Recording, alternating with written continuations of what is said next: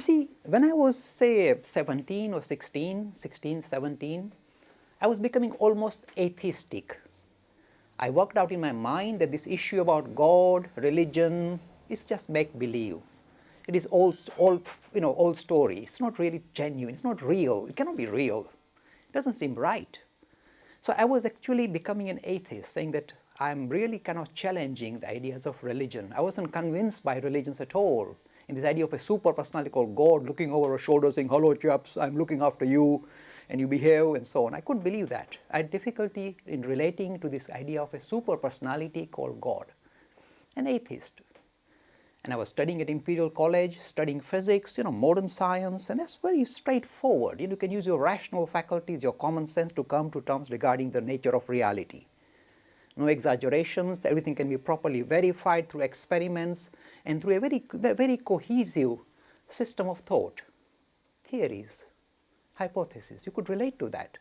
It's a far better enterprise than this enterprise of religion whose sell-by date is gone, surely. So I was being kind of in that state of mind. And when I was in that state of mind, at the age of 17, studying at Imperial College, living in a little room in Earl's Court, students' digs, at that stage, suddenly, I discovered a treasure house. I suddenly discovered that what I was searching for, kind of an understanding about religion on a rational format, was possible. And this became visible when I started to study the life and teachings of this modern spiritual giant of India, this Vivekananda. One day, middle of December, when I was 17, books arrived about the stories of Ramakrishna Vivekananda in the little room that I was staying in next to the university, in the digs.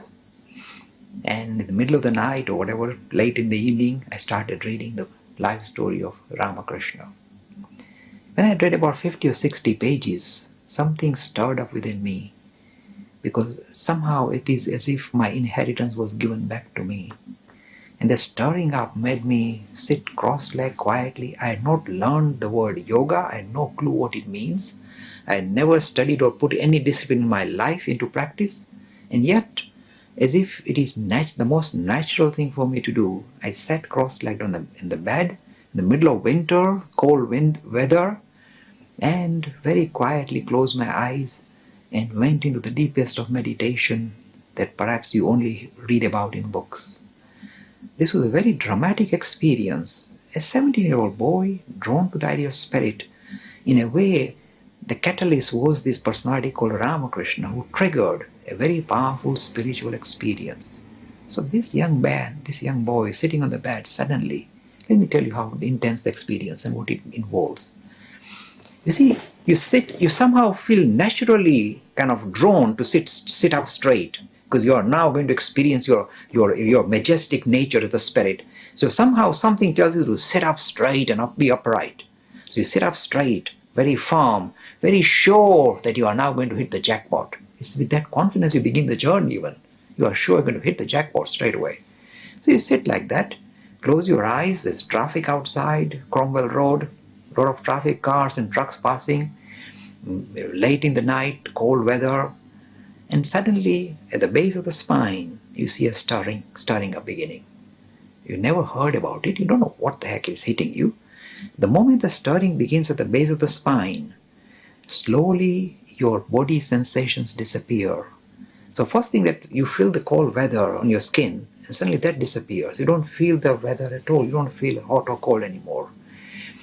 The traffic or the noise of the traffic begins to disappear very fast, disappears.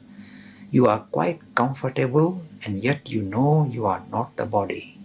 The stirring at the base of the spine begins to rise very gently, very slowly. It is as if when your foot falls asleep, you feel as if you lost your sensation. So the stirring begins like that, but in no time you feel as if you lost, all link with your body, and all the five senses stop operating. This is, the beginning of living this idea that I am the body, and discovering that you are more than the body. You are not the body. The body is then left on the sideline, and it is no longer interfering with your being. And the first time you get that experience, the amount of freedom it offers you, the thing that you long to shout out about is freedom, freedom, I am free. This limited vision you had regarding yourself as the body has now been pushed aside forever. You push it aside forever. And now you know, you're not read in a book, or you don't just have to believe, you know you are not the body. And that is such a very thrilling experience that it allows you to progress further in your spiritual experience. So as this turning up goes higher and higher in your backbone, there is a real physical activity taking place when you have a spiritual experience. I mean, when people say, oh, they felt a kind of a chill down the spine, in a way, they are in a way reflecting this thing that the spine or the column in the spine seems to have come alive in the spiritual, the level of spiritual experience. So you get a real stirring and real kind of movement in the spine taking place, rising from the base and moving higher and higher. When it reaches a certain level, as I said, the first thing you say is you are free of the body, and that gives you tremendous release, tremendous empowerment. You now know you are not the body. In fact, people who have near-death experience also have the similar idea, because for the first time they realize they continue to exist even though they are not in the body, and the bodily functions have been left aside, and they are no longer linked with the body. They are quite aware of it, and they feel very free. The first thing that they feel is, thank God. You are not tied up to the body. You are not imprisoned in the body. That's the first feeling you get even in the spiritual experience. So you begin to feel this is the beginning. And yet this is still not spiritual. It just basically has told you are more than the body. And the body is your outer garment. This is no longer something that you accept intellectually. You actually experience it for yourself. You see, the next stage is the most marvelous stage of a spiritual experience. What happens is this. You come across the most brilliant light.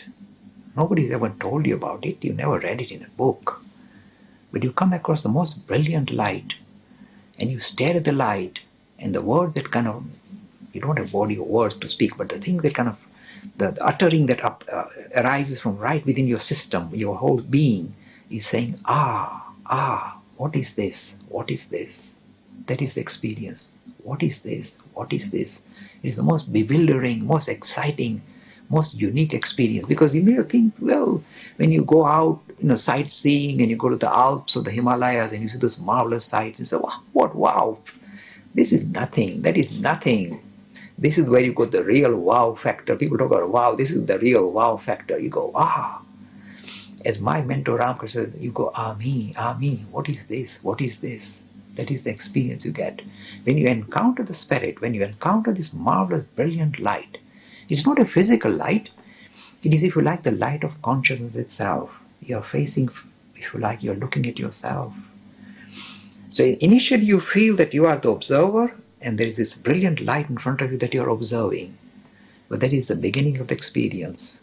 And the next stage, in no time, you realize what a nonsense. You are not observing the light. You are the light. And that is the most unifying, most, if you like, exciting experience anybody can have. You are freed forever from a very limited vision you have regarding yourself. Forever you are freed. You come face to face with your essential nature of the spirit. Not gimmicks, not book learning, no linguistic jargon. You come face to face with the deeper reality, your inner being, your inner self. So if you like, this is the culmination. What I was experiencing at a much younger age suddenly became culminated into this very powerful spiritual experience. And you see, at that stage in my life, I had this tremendous power that I could cross my legs any moment and go into the deep state of meditation at will. You can imagine the fun we had. So that was, if you like, the culmination. It happened at the age of 17. I said, because of the catalyst, my mentor, this Ramakrishna, stirred it up. If you like, gave me the inheritance that was already perhaps mine. But this gentleman was the catalyst. It's not me. Hundreds of people around the world have claimed that this Ramakrishna, when he was alive, he gave spiritual experience to lots of people. Even after he's gone away, he continues to give spiritual experience to hundreds of people around the world. Even his name or his picture conjures up the spirit within us. So this is, if you like, my private journey.